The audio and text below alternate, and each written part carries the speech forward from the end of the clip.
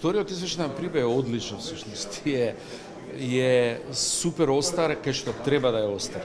Како што знаете, он проценува дека нема процес судски околу обвинувањата на СЈО, што е критика насочена кон блокадата во судството, што става основа понатака за деблокада на тоа судството, на судството всушност, и дава основа за ова што и комисијата и владата планира да го направи.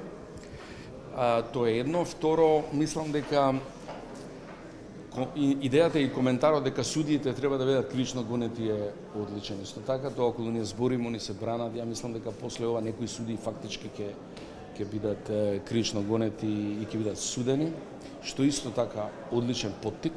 Сега, вие не можете да очекувате локацијата на блокадите е во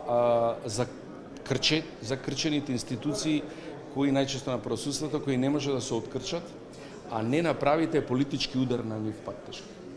Политички удар значи нов закон, да ги смените, па потоа да почнете тој тромб во крвотокот на правосудството, тоа 10-15, он го лоцира мала група судии, тоа е тоа што секогаш сме го збореле, мора да ги отпушат тие дизни, како викаме на едноставен начин, за да може правдата да биде доделена. Сега он всушност и во извештајот всушност дава поттик на тој проект кој тече сега и со оваа стратегија за реформи, со овие закони и веројатно после локалните избори и со парламентарната акција на промена на законите. Тоа он дава поттик. И тоа е добар, мислам одличен извештај, дури е онака баш по мој вкус остар.